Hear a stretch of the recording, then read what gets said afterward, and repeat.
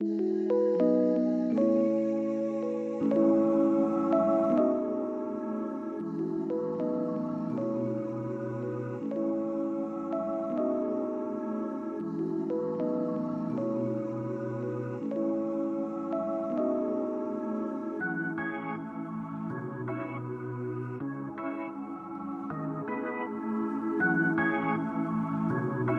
everyone, today I have Emily Baker with me, a learning support officer and boarding school supervisor turned full-time student at 34 who left school in year 11. Em is coming up to the 7th anniversary of being a single mum to 3 mini humans. She likes to think of herself as a walking contradiction, from Doc Martens and tattoos to a P&C volunteer.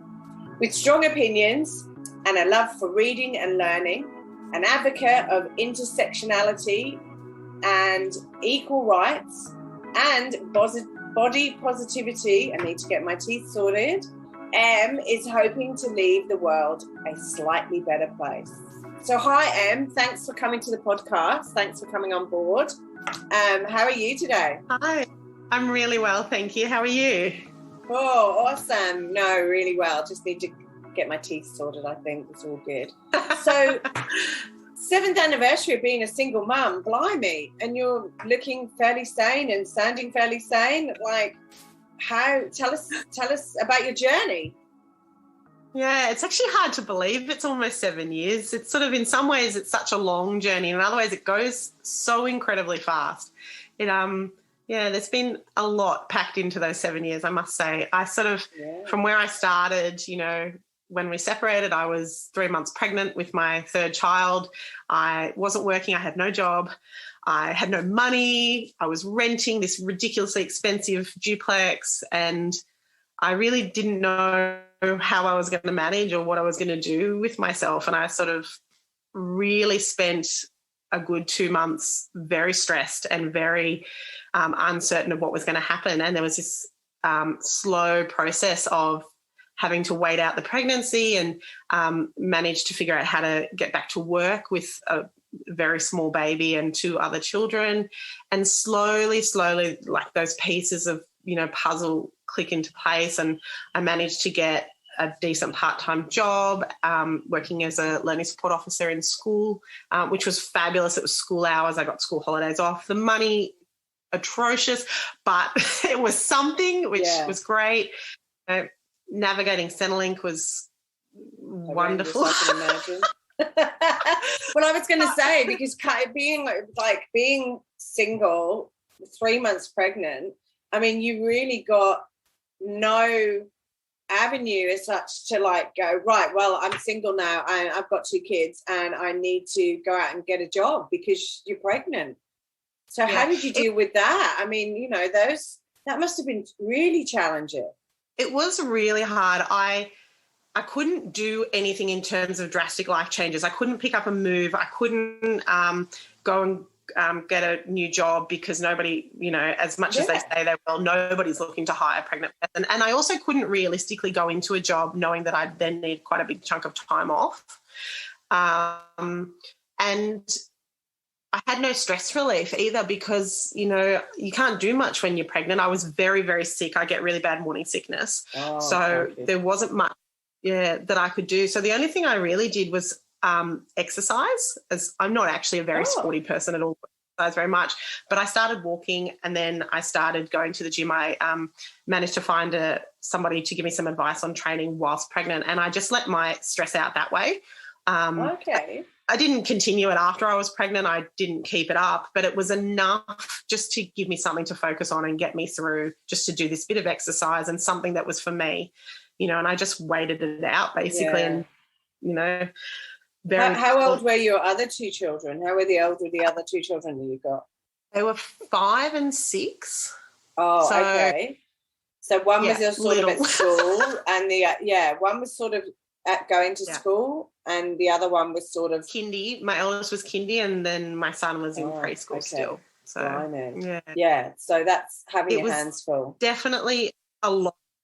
Yeah, no, definitely. Yeah, and knowing got these small people who are depending on you and yet not feeling like you had any real vision or path or way out was really stressful. And I remember immensely feeling that pressure and that stress of almost feeling like I was failing my children because I had no idea how I was going to get out of it. Yeah, no, that's fair enough. Yeah, blimey. That would be like my situation where I separated, but like I was working, so like I had an income coming in, but to be pregnant and to be in that position where you didn't really have any way of getting a job because you were pregnant, that's crazy. But look, okay, no, that's fair enough. You found fitness to deal with the stress, I suppose, which is great. Yeah, and then I think as well I learned to manage my money a bit better, which was really helpful. So I realised pretty early on that I was pretty atrocious at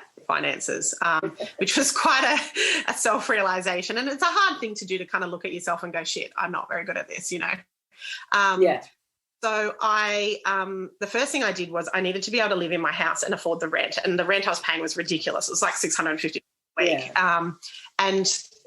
But we had a 4-bedroom duplex. So I found out about hosting international students. So I was really lucky because I had already worked previously in schools. I had a working with children's check, and I have sort of, the qualifications, I guess, if you could really call it that. I'm good with people. I've never done anything horrendously, horrible to another human. So I check all the tick boxes. Tick all the boxes. Yeah. Exactly. So I hooked up with an international host agency, and I started having students stay with us, which was hugely helpful in a couple of ways. One was that obviously it contributed financially to my household, and it meant that we could afford to stay in our house, which was really good because I just needed that stability during the pregnancy and having a new baby. I agree. Yeah. But it also meant that there was another adult in my house. And as much as they're often, 19, 20, some of them were a bit older, some of them were like mid-20s. Even I've had some who were in their 40s. And often their English levels, are not great, but it's still company and it's still somebody there that you can't have a full mental breakdown because, there's another person in your house, and it's almost a way to, keep you in check a little bit and to have that grounding thing. So that was really helpful in the beginning. Did they actually help out at all? I mean, I know like international students, they're not like a demi pair. Like I must admit, in my first year, and I had a big 4-bedroom place that I was trying to maintain, I brought in a demi pair. So they basically are a student that lived with me and my son, and they were there to help with prepping of food or to clean the house, or, they had chores that they did to actually help me for staying in the house free of charge as such. So I don't know. What was your experience? It's a little bit different in that because they're paying quite a lot, actually. So they pay the agency quite a high fee. Obviously, you get a portion of that. So they pay quite a lot. It's considered that you're doing them the service. So there's no requirement for them to do anything outside, obviously put their plates in the dishwasher and keep their own room clean. But you are expected to provide meals. But see, that wasn't an issue for me because I was already cooking for little people. Yeah. So not an issue, already cooking. And, I consider myself to be a reasonable cook. So that was sort of quite easy and fine. It's more that you're there sort of like their host in that respect. But having said that, different students that I had naturally adapted to our family and naturally helped out. So the first one I had was a lovely Swedish girl, and she did all kinds of things. She played with the baby, and I had a baby carrier that I used to baby wear him in, and sometimes I'd come downstairs and, I'd find she'd put him in it and she was, emptying the dishwasher with a baby, this is an 18-year-old girl. And it was just beautiful how kind and generous she was. I had another young man from Switzerland who used to take my son out back and play soccer with him, cool. And just that moment, that connection, that extra person in their life to hang out with and have some fun is beautiful, Yeah. I've had students from Hong Kong who love board games, and they would play board games with the kids. So it might not be like helping as in helping around the house, but there's definitely aspects that they bring to the house which are beautiful. Yeah. And also I found that having people from different cultures meant that your children then don't get to just experience you and your culture. They get to experience loads of different things. I mean, we had a Korean student, and she was awesome. She would actually cook her food, and we would actually experiment and taste what her food from her country tasted, which is great. I mean, you know, my son was probably 3 at the time, so it was a little bit too spicy for him as such, because they do like their food quite spicy, but it was great for me. And I love kimchi. Oh, yeah. No, I'm addicted to some of the recipes she cooked. I'm like, great, this is cool. I'm going to carry on doing it. So, yeah, no, it's brilliant. The cultural aspect was lovely. Like, you know, I'm Caucasian and we live in a reasonably white area. And my children are half Italian, so they do have some cultural diversity, but the experience of having the multiculturalism in the house, you know, they can count to 10 in about 3 or 4 different languages now, particularly my eldest, because she was that little bit older. She remembered the most, and she really engaged with them. And we haven't had students for a couple of years now, but they still talk about, oh, remember that student we had, or, you know, and it's lovely. And I've explained to them, because we still have quite a good connection on social media with them. So when they're older, I was like, you can go traveling and go visit them, things like that. You know, there is that great connection, which is really nice. Yeah. Yeah. So okay. So that was one of the ways that you actually were able to get some money, basically, to stay in the property that you were in as such. Yeah. So what happened then? Where did so you had your son, whose son's your youngest, yeah? Yeah, I had my baba, and so you had your son, yeah. And he was beautiful. And then so how old was he when you went back out to work? Oh, only about 5 months old. But I started slow. So the challenge was getting childcare. So I found some occasional care. We used to have an occasional care centre in our area, which was fantastic. And it meant that I could leave him just for a few hours rather than having to pay for the whole day, which was a lot cheaper. So that service in itself was extremely helpful. So he went there. And I would go and I started actually just with the services that go to preschools and go and do like the sport or the activity. So I joined up with a little company, and I'd go to a local preschool and I'd do a 2-hour training with the kids. And then I'd go and pick up my son. It wasn't great money, but it was something. And it was flexible hours, and it was in school hours, and with the occasional care I could kind of cope. So I started with that, but it really wasn't enough money. So then I actually connected with a friend of mine whose mum happened to be an admin assistant in a public school, and she suggested getting me a couple of casual days at their school and trying me out. So I went along. It turns out my admin skills are atrocious, and I make a terrible school office lady. Really not my strong point. I was bored out of my brain. It just didn't click with me at all. Okay. So they put me in the science support room, where the science lady who makes all the stuff, the trolleys that the kids do their experiments. Oh, yeah. Yeah, so they put me in that a couple of days, and in the library a couple of days helping with library service, and I loved it. The interaction with the students and the academic side of things that I was doing really suited me, and it didn't take long before I sort of moved from that over to learning support, which is basically like the new fancy name for a teacher's aide. So so I was in that. I didn't really have any qualifications except that I had done boarding school supervision before. So that aspect of childcare kind of in high school sort of circumstance and the pastoral care lined up, and it just sort of suited my natural skill set and personality. And I managed to get a 2-week long service leave cover in a school, and they luckily loved me so much that they actually created a position and kept me on. Oh, cool. Yeah, which was a huge blessing. And it was part-time, it was school hours, it was school holidays. So it really suited well. Once again, the money wasn't great, but it was enough with Centrelink that I could cope and manage. Yeah, and that, I suppose that's the main thing. It's doing something that you love, but being able to get by and just make sure that the kids are okay and you're okay as such. And that's the thing. I was in such a stressful place in my personal life, managing 3 kids, learning to do everything myself, trying to manage the relationship with my ex and custody and things like that, and trying to develop that and figure that out. And Centrelink is, managing that and understanding that is hugely consuming and, overwhelming, and just coping with a house with 3 little people. So having a job that was easy, that I could show up to, that there wasn't any take-home work, that was like, good balance with my personal life, really, really made a massive difference, and kind of compensated for the fact that the money wasn't great. Yeah, no, that's fair enough. Because I can imagine, like, wow, I mean, within your situation, there must have been days where it was quite overwhelming. Months. Wow. Yeah. I mean, I've got 1 child, but you've got 3 children, and you had a baby. You had a baby, 2 children, and a baby, and no money, etc. I mean, it must have been really overwhelming. Yeah. And how did you deal with that? Like, how do you change that mind?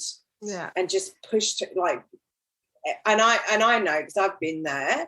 You have dark days where you just don't think, how am I going to get out of this? And you make a lot of mistakes. Like, I made, in the first probably 2 years, I'd say, I made a lot of mistakes. I dated straight away, and I dated people who weren't healthy for me.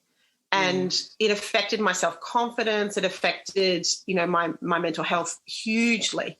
And it wasn't, in hindsight, that was the worst thing I could have done for myself. I should have been working on myself. I should have been not dating at all, but I obviously needed that validation from another person, to feel loved, to feel wanted, to feel connected, and not to feel so alone, Yeah, I think we all need it. I think all of us sort of, they're all basic human needs that we all need. It's great to actually feel it. But I also think that depending on the situations that you come out of and things like that, any relationship breakdown, I think you need a healing period of time, some longer than others, depending on, your situation. And, and I mean, there's other issues. I mean, I know I'm talking to people regarding codependency and things like that. And, depending on levels of codependency and addiction and all of those various different things, means that healing period is potentially more intense or longer, or,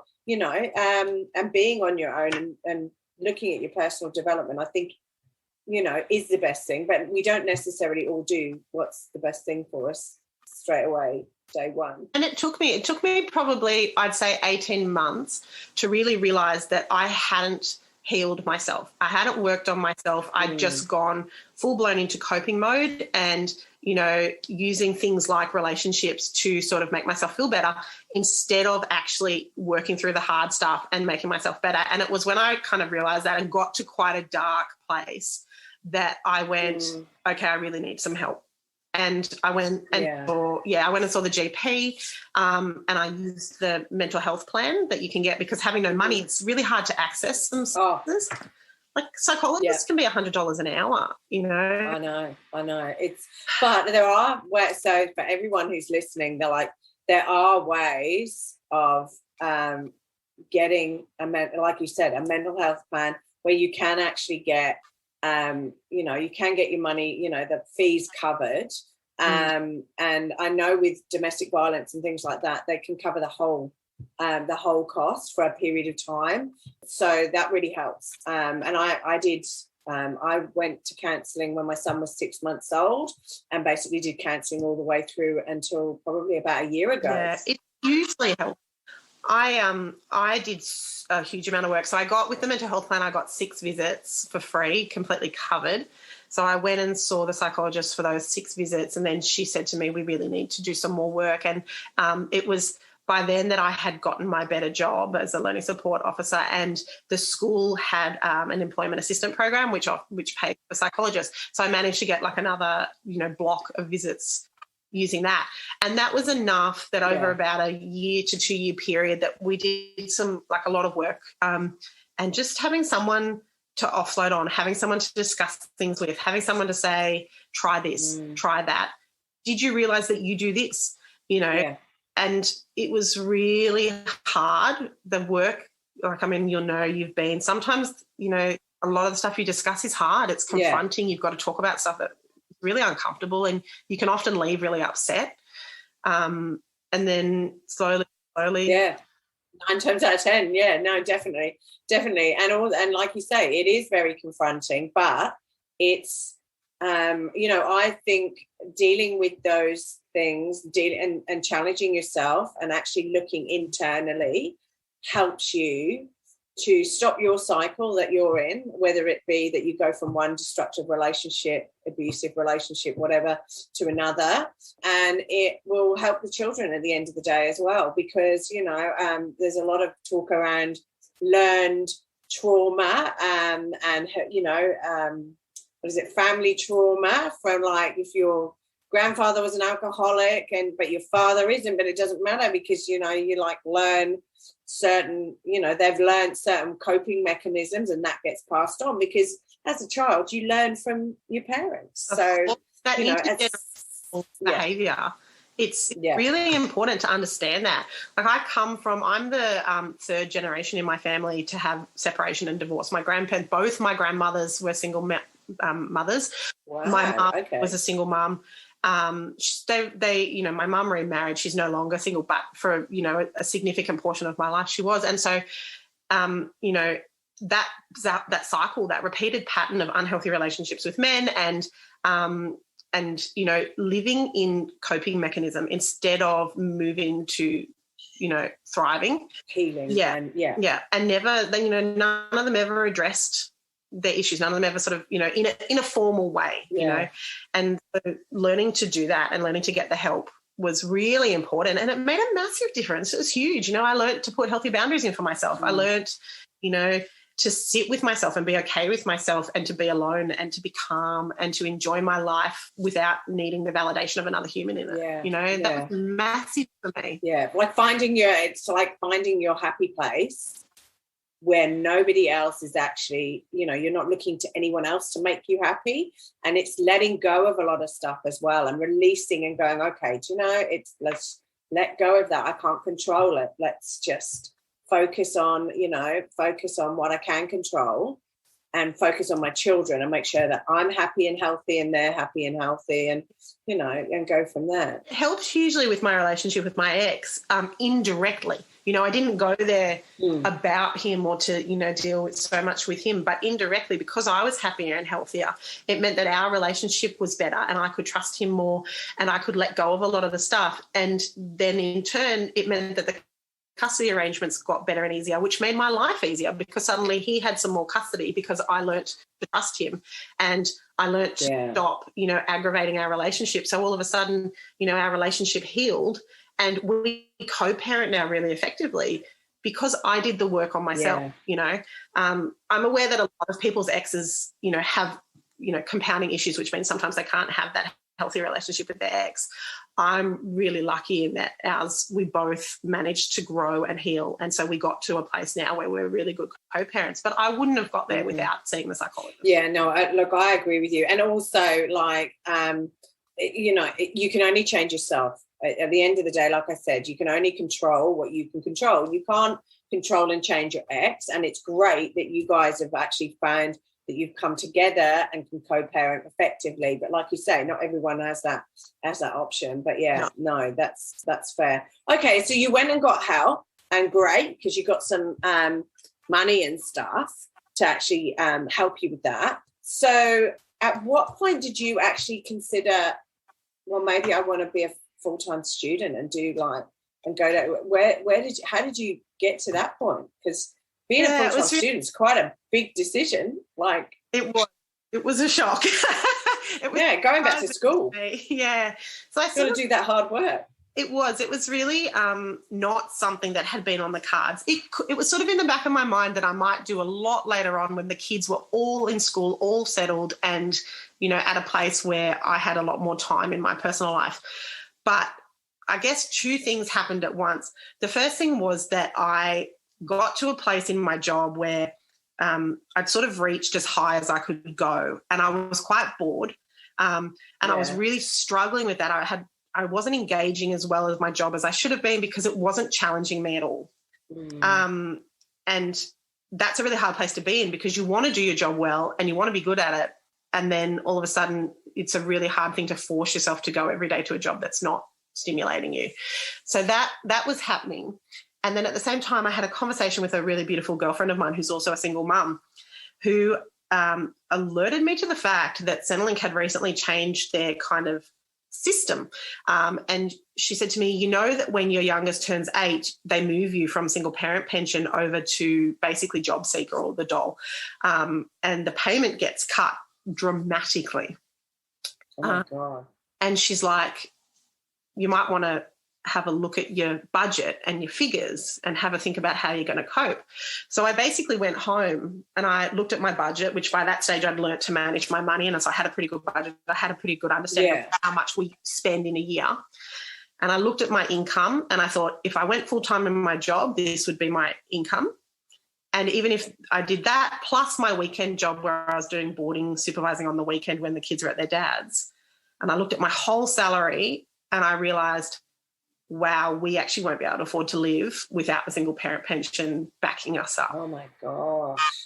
And my budget was really good. I'd by that stage gotten it right down, so I didn't have like any sort of frivolous spending. And I was like, if we can't even like afford the bare minimum, how are we going to survive? And it sort of dawned on me. I was like, I need to earn more money. I need to get it together, and I need to get a better job. Yeah. And the only way I knew to do that was to go back to uni and do my degree. Oh, my gosh. So what did you do a degree in? I'm doing high school teaching, which is basically like, I guess, the natural progression from learning support officer. We sit in classes all day watching teachers, and I'm really good at my job and I love students. I love learning. I love learning myself, and I love teaching and connecting with students and helping them learn. So I've gone back to uni. I'm doing high school teaching history and English. So I had actually tried to do my degree years ago before I had the kids. And so I had a few credits, like 4 credits, which gave me a bit of a kickstart. But because I hadn't finished high school, I can't just go straight back to uni. I don't have like a HSC certificate. Oh. So even though I'd been before, because it was so long ago, they wouldn't just automatically let me back in. So I have to do this thing called a stats exam. So you pay, it's quite a significant amount of money. It was about $160 or something. And you go and you do this. Yeah, it was fun finding the money. And you go and you do this exam, and it's about a 2.5 hour exam, and it tests your maths, your comprehension, and your writing skills, basically. And then at the end of it, they give you a mark that's a bit like a UAI or an ATAR mark. And it's valid for 2 years, so you can use that to access university. So I went, it was really kind of, a big step and quite a stressful thing going and sitting that, but I did it. I sat the exam and I got the mark in the mail, which was... What did you just go, did you just prep for it, or can you prep for it, or did you just go, right, okay, here we go, I've just got to go with what I know and fingers crossed on, I don't know. So there's no... You can't, it's not like you can study content. You can't go and read a whole lot of books and remember the knowledge. But what you can do is there's practice tests online. Okay. So you can at least practice the style of testing so that you're used to the kind of questions that they ask. Yeah. I would say it's, in terms of hard exams, I would think if you weren't from an English-speaking background, the English component could be really hard. A lot of it is this sort of like analytical questions where they'll give you a comprehension thing and you've got to read it and answer the question. So the answers are often there. You've just got to be able to find them. And big chunks of it are multiple choice, which helps because the answer's there somewhere. You've just got to figure out which one it is. So, I kind of use those strategies to help me feel calm about it and to feel like it was achievable, Yeah, and then uni. Yeah, so I didn't sort of just rip off the Band-Aid and jump straight in. I was quite nervous about throwing my whole life down the drain. Yeah. So I did a couple of... The first one was I realised that I would be on less money, obviously, because I wouldn't be working as much. So I rang Centrelink and I got, the figures on what my payments would be once my income dropped. And then I looked at my budget and I culled my budget as much as I could.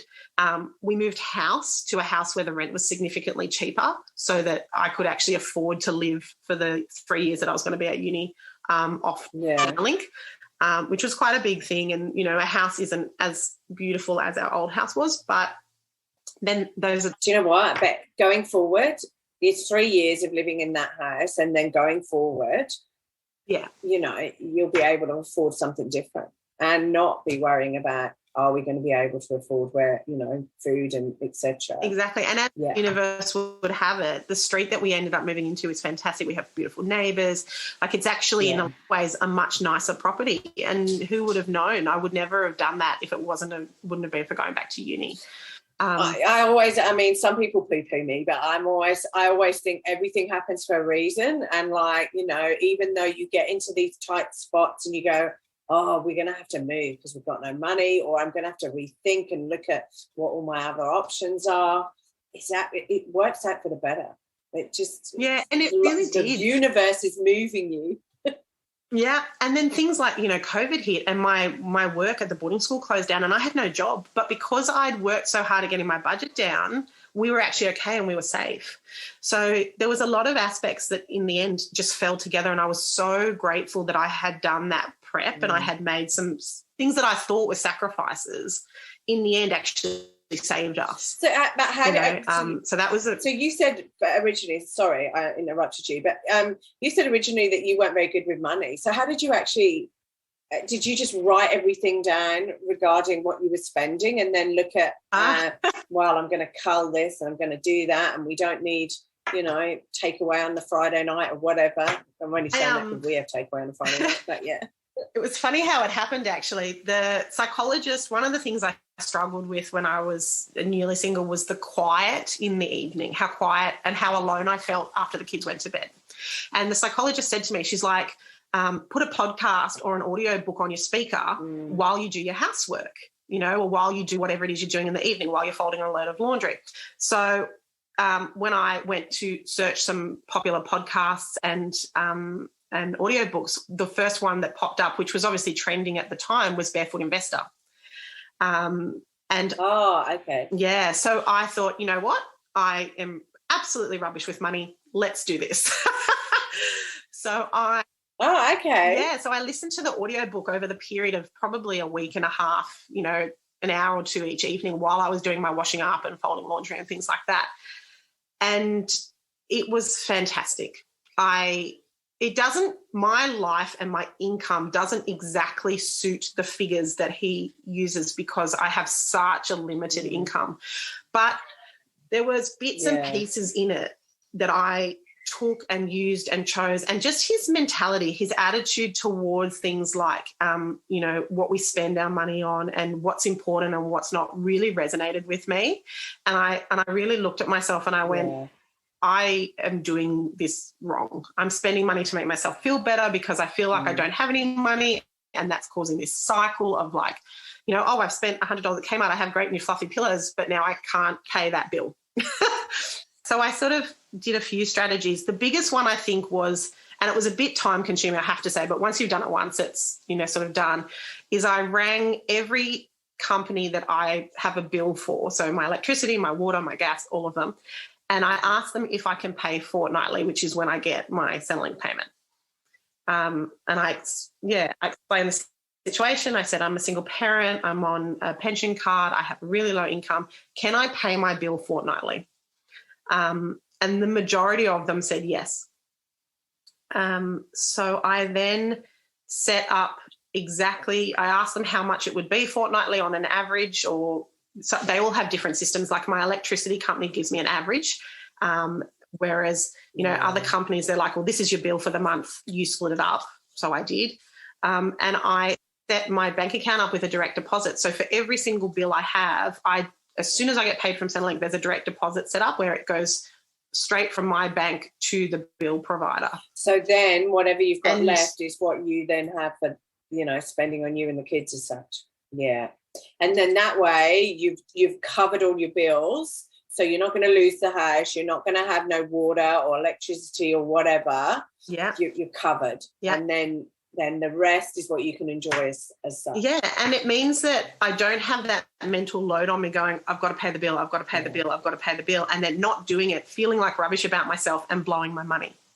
It's already done. Everything's paid. I haven't had a phone bill in, I can't even tell you how long. Every time it comes, it says, you're in credit, you're done, you know. And it really changed my life. It changed my mentality towards my money. I realised I did actually have enough money to pay what I needed to pay. I might not have enough money to go and buy takeaway 3 nights a week, even 1 night a week most weeks. Well, I was going to say hello. Yeah. I mean, you know, I'm trying to wean my son off that. But, no, it's all good. But really, COVID. That was COVID. I know, right? Just trying to help the local businesses and, You get yourself into a bad habit. Yeah, exactly. Don't go there. And it's easy because it's Friday and it's, of course, it's Friday night and it's takeaway because Mummy can't be bothered to cook. And I'm tired from a very long week. Yeah, exactly. I'm tired. You're like, it's amazing. And I think the thing for me is like I could lie in bed at night, and even if I had no money in my bank account, I knew that everything was paid, and I knew that we were safe, and I knew that my electricity wasn't going to get turned off. And there is something like amazingly relieving about that. I instantly knew that I had done what I needed to do, and I felt better about life. And if I didn't have $5 for a coffee, I didn't have $5 for a coffee, but everything was paid, you know. It took me about probably like a good 6 months. By the time I listened to the book, I rang all the providers, I worked out my exact budget, I set up all the direct debits. But by the time all of that was done and I'd really worked hard at it, it was super easy, and it just flows. It just, it just works. Well, hey everyone, we're going to leave the podcast and wonderful Em there for this week to catch part 2 next week. Thanks for listening. If you enjoyed this podcast and would like to hear more, please hit subscribe wherever you like to hear podcasts. If you'd like to support us further, share this episode with your friends and family on all the usual social media platforms that you're normally on. And finally, drop us a review on iTunes, as I'd love to hear your thoughts, comments, and ideas. It all helps me to understand and produce awesome content that I know you're going to want to hear, like this. If you want to check out past episodes, write to us, appear on the podcast, or for links, resources, and show notes, go to our website, www.strongsingleandhuman.com. We are also on all the usual social media platforms, Insta, Facey, and Twitter. Have a wonderful week, and I hope to see you back here again soon. Be kind to yourself, and remember, no one's perfect, and we're all just putting one foot in front of the other and doing our best. I'm Claire Martin, and you've been listening to the Strong, Single and Human podcast.